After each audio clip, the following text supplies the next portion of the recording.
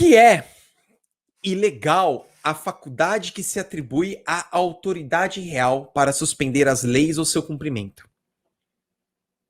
Que é ilegal toda cobrança de impostos para a coroa sem o concurso do parlamento, sob o pretexto de prerrogativa, ou em época e modo diferentes dos designados por ele próprio.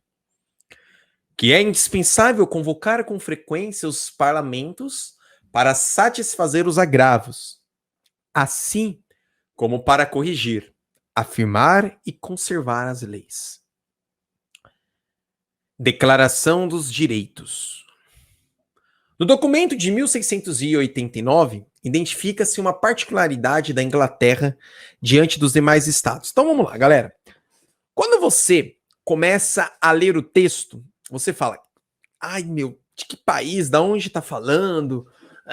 Eu não consigo, ao ler o texto, compreender isso. Vamos lá. Galera, esse texto, ele basicamente, ele está trazendo, aí você pode olhar na legenda, a Declaração dos Direitos, que essa Declaração dos Direitos, ela foi um documento, o primeiro grande documento, que ela foi produzida com o desfecho do que nós chamamos de Revolução Gloriosa. As revoluções inglesas que ocorreram. Revolução Gloriosa. Essa Revolução Gloriosa, ela vai eliminar o absolutismo. Na verdade, ela vai eliminar o grande poder do absolutismo na Inglaterra e ela vai aumentar o poder de discussões no parlamento. Beleza? E aí, é interessante pensar que esse trazer dos direitos parte sempre de discussões que ocorrerem, então, no parlamento. Deve ter gente agora pensando em onde você identificou isso. Olha na segunda frase, amores. Acompanhem comigo. Que é ilegal toda cobrança de impostos para a coroa sem o concurso do parlamento. Ou seja, coroa, se tu quer cobrar imposto, que primeiro passe pelas discussões do parlamento. Isso só foi possível, amores, depois da Revolução Gloriosa, que tira esta grande centralidade absolutista que ocorrera na Inglaterra. Beleza? Vamos lá, então, entender essa questão. A peculiaridade inglesa e o regime político que predominam na Europa continental estão indicados, respectivamente, em redução da influência do Papa. Eles estão contestando a influência do Papa. Portanto, eles estão contestando este governo que centraliza todas as suas relações sobre o contexto da religião, que é a teocracia, sobre o contexto de Deus, teocracia, Deus. É isso. Eles estão contestando? Não, amores, eles não estão. Não estão. Eles não estão contestando a Igreja Católica. Eles estão contestando o poder do rei. Beleza? É isso. Eles estão contestando o poder do rei. Vamos para a próxima. O que eles estão aqui trazendo, amores? O que eles estão querendo limitar? O que eles estão querendo diminuir? Limitando o poder do soberano. Eles estão limitando o poder do soberano. Eles estão dentro do contexto absolutista. Olha só, essa é uma questão, ela não é difícil. Não é fácil, é uma questão mediana. É uma questão que te permite o erro, tá? Lá no TRI, te permite o erro. Mas vamos analisar o seguinte. Quando você pega a segunda frase, ele aponta de maneira muito clara que é ilegal toda cobrança de impostos para a coroa sem o concurso do parlamento. Perceberam? Sem o concurso. Coroa, tu quer cobrar, ou seja, rei, você quer cobrar, você não vai decidir sozinho. Tira esse contexto absolutista. A gente já passou. Cara, teve a Revolução Gloriosa agora. Tira esse contexto absolutista. Tira. Se discuta aqui pelo parlamento. Beleza? Então é saber. Vamos entender por que não pode ser a C, a D, tampouco a E. C.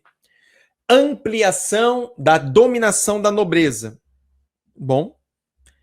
Mais uma vez eu volto a ler a frase. Pode fazer qualquer coisa, mas com o concurso do parlamento, com as discussões do parlamento. Então, eu não estou ampliando, pelo contrário, eu estou limitando. Expansão da força do presidente. Não. Se continua o rei, se continua o absolutismo, mas sobre as discussões do parlamento. Tanto é verdade que nós temos até hoje a Rainha Elizabeth, a imortal na Inglaterra.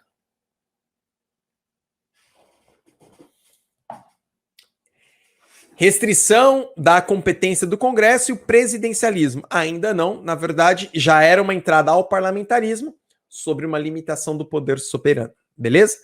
Mas como a pergunta quer trazer o contexto histórico ao que eles estavam a fazer, vamos lá, beleza? Então fica a B de boa, eu acertei. Uma questão muito legal, e se você que está acompanhando esta aula teve uma dificuldade ao respondê-la, fique tranquilo, porque é uma questão que muitos teriam, tá bom? Vamos para a próxima aqui. Idade moderna ainda, tá bom? Galera, é muito difícil na Idade Moderna você não colocar... Nas discussões, gente, pegou a Idade Moderna, coloca 4 países, tá bom? 4 países. Portugal, Espanha, Inglaterra e França. Foram os 4 países que, mano do céu, basicamente puxaram o bonde na Idade Moderna. Portugal e Espanha ampliando seus mares, e Inglaterra e França discutindo os modelos de governo. Tá bom? Então isso fica muito interessante para vocês terem esta atenção na Idade Moderna. E claro, sempre se pautando por este modelo absolutista que vai começar a contestar pelo iluminismo. Vamos lá.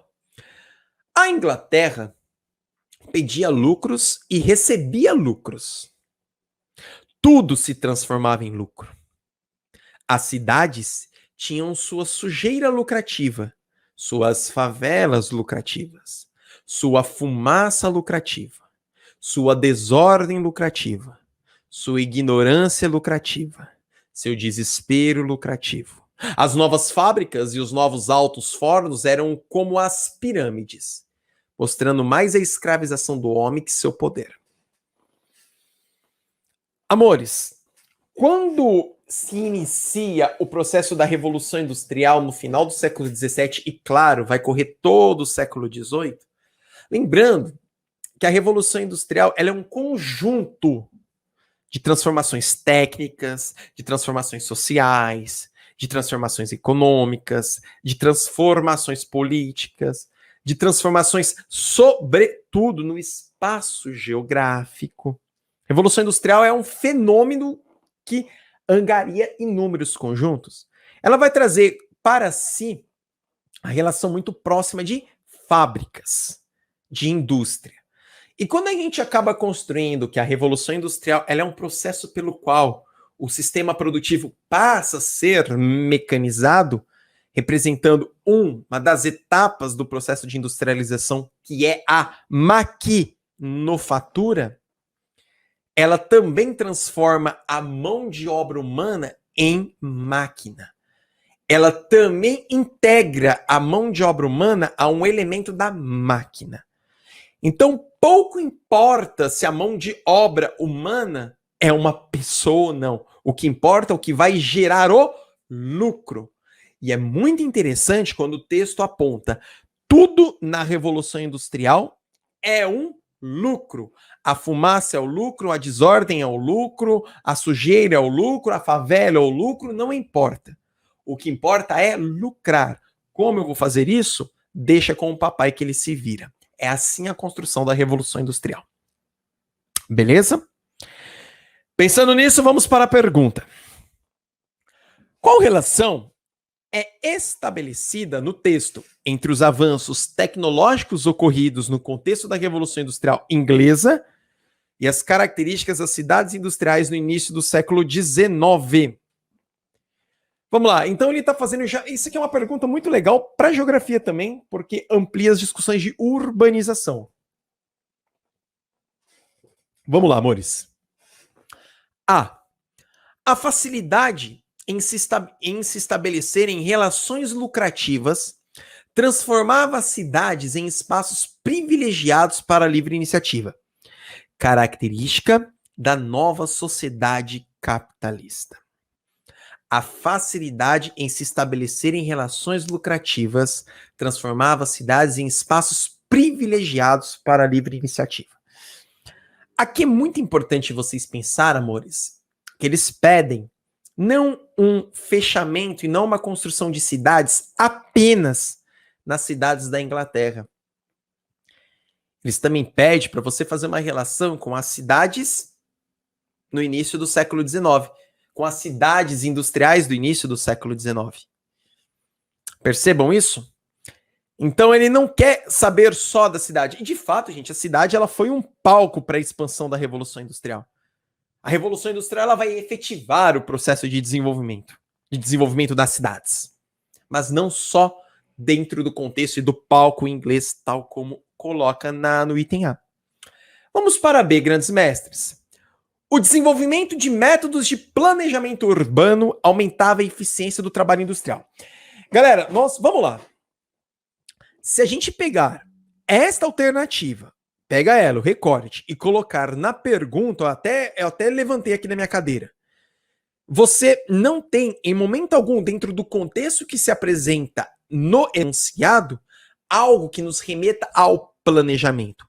É claro que pelo próprio conhecimento de vocês, que são enenzeiros, de vocês que são vestibulandos, vocês sabem que o planejamento urbano nunca ocorrera nas grandes cidades.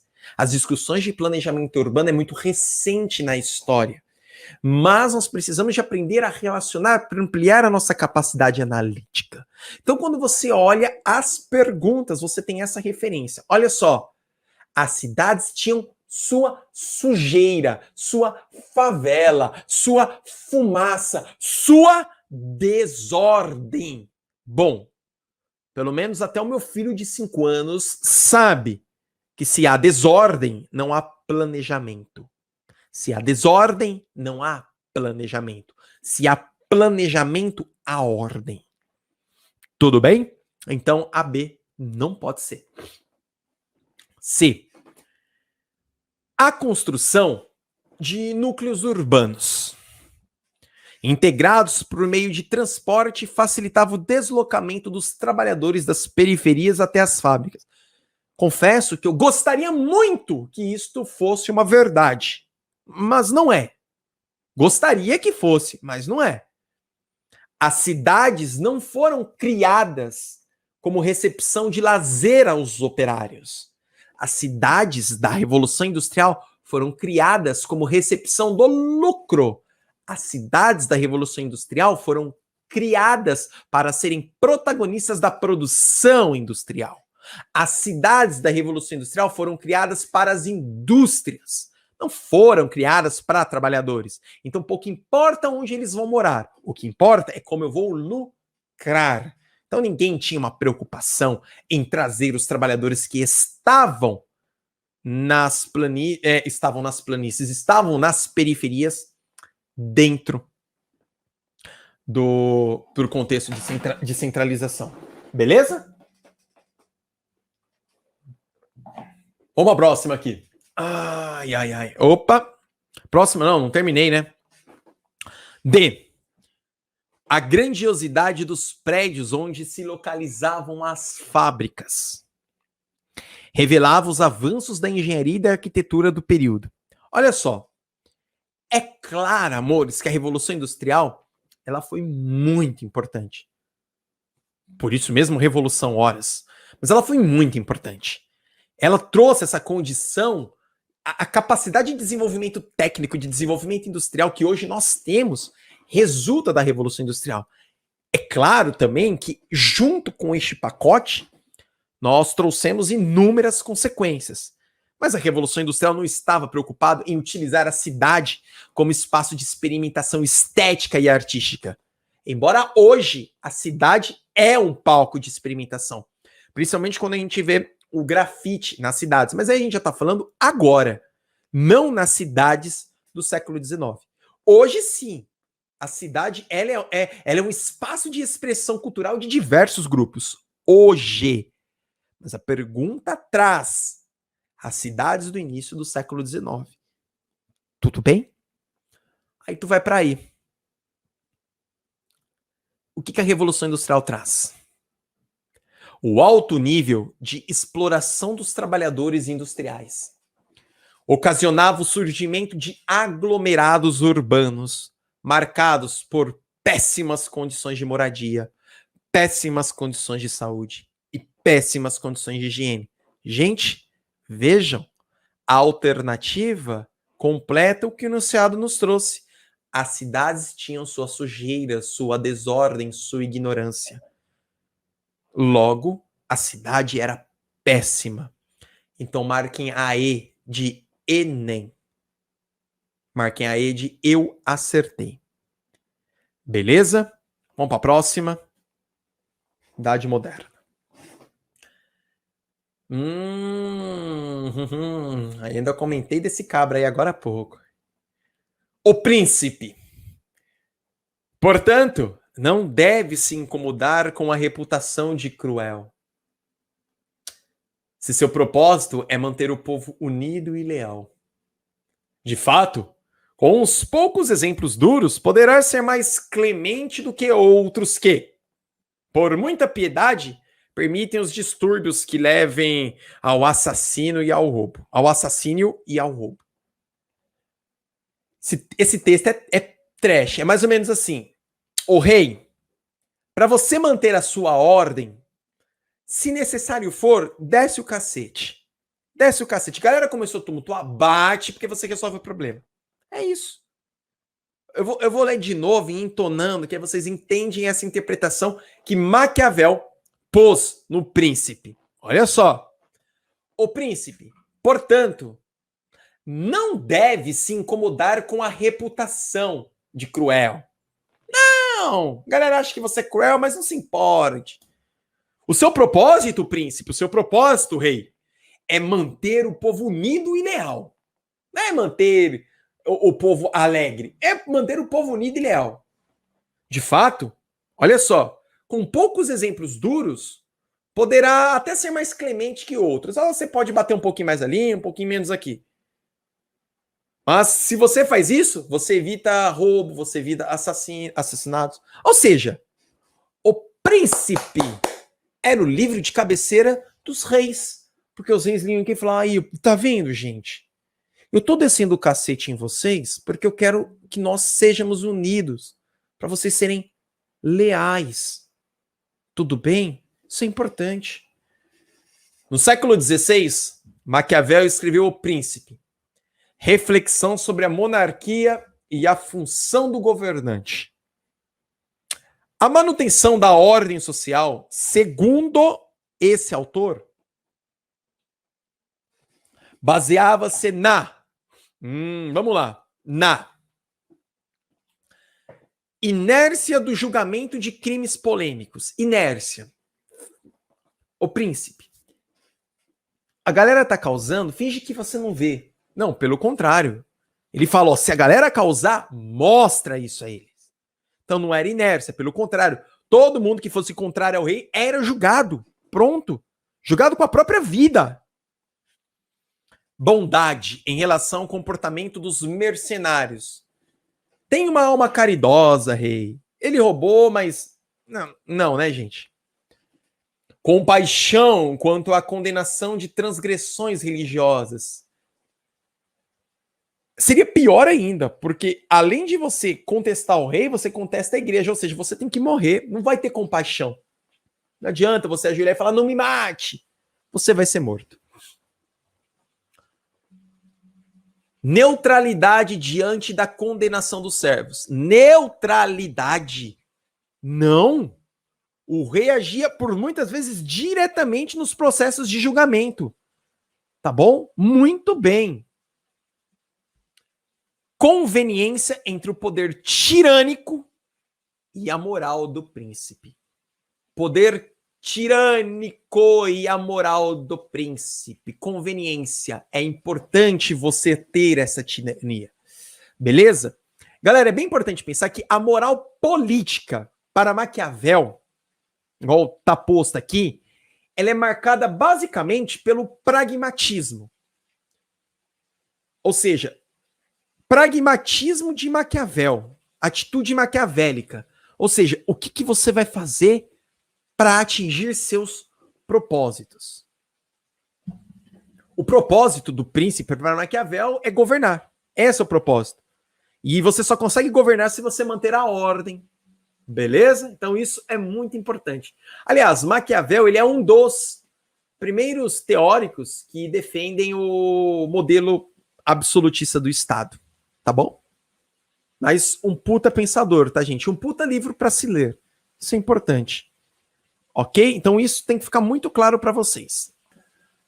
A identidade negra não surge da tomada de consciência de uma diferença de pigmentação ou de uma diferença biológica entre populações negras e brancas e amarelas.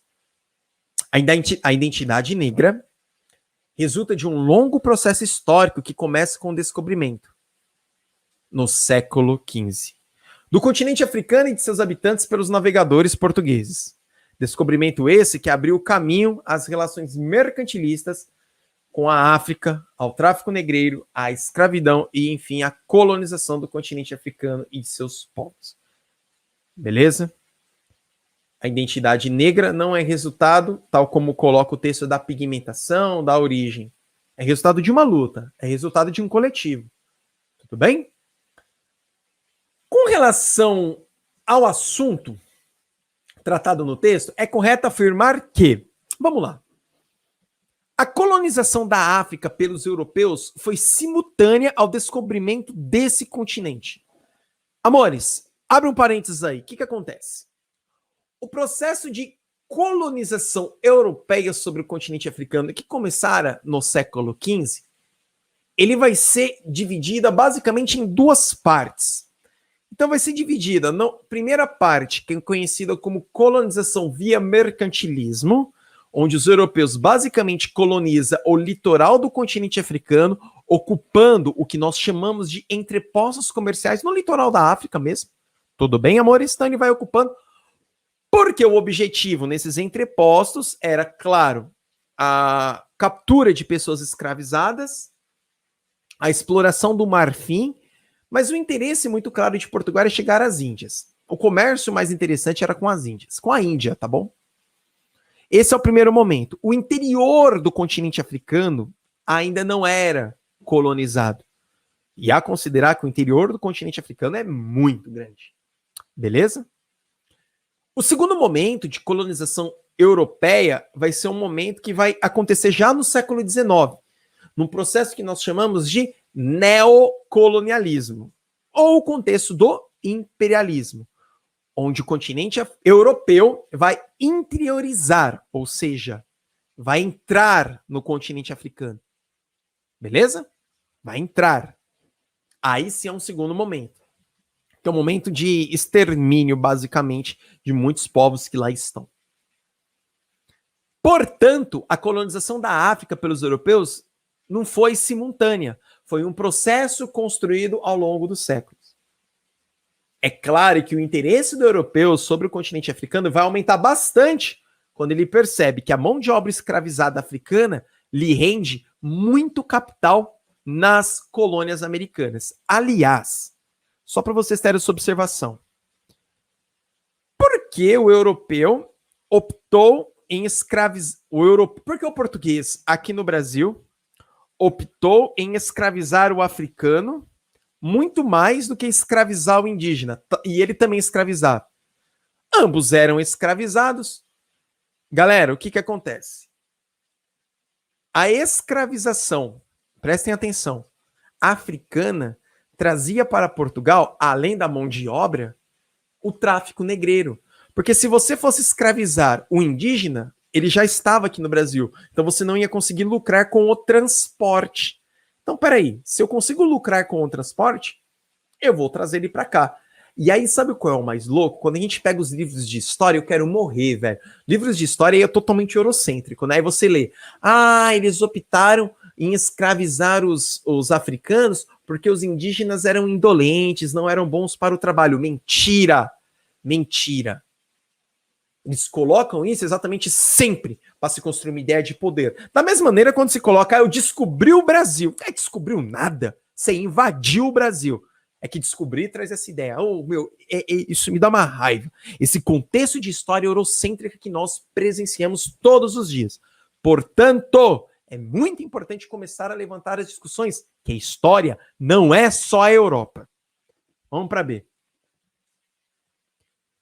A existência de lucrativo comércio na África levou os portugueses a desenvolverem esse continente.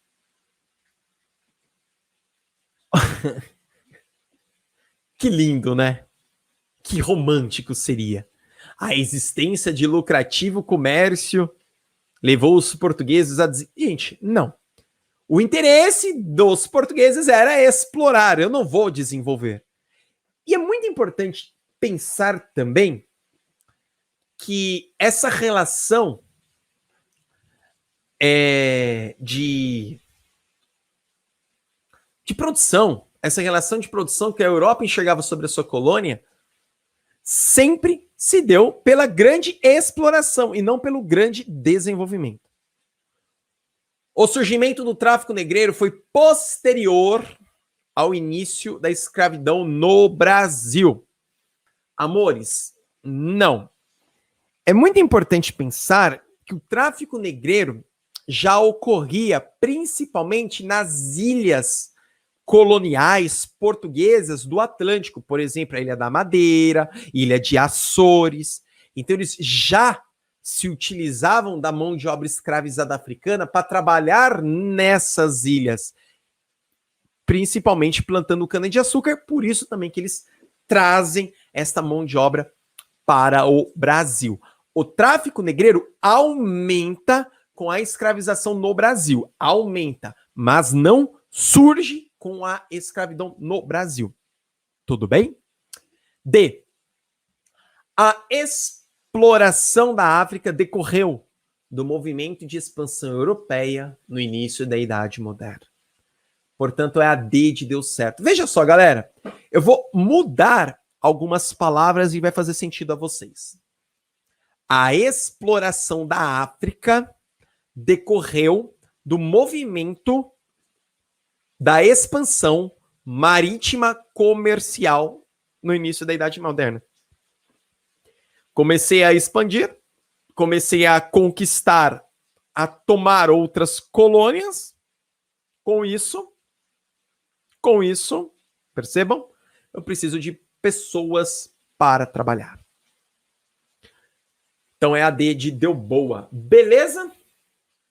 E a colonização da África antecedeu as relações comerciais entre esse continente e a Europa. A colonização da África antecedeu as relações comerciais.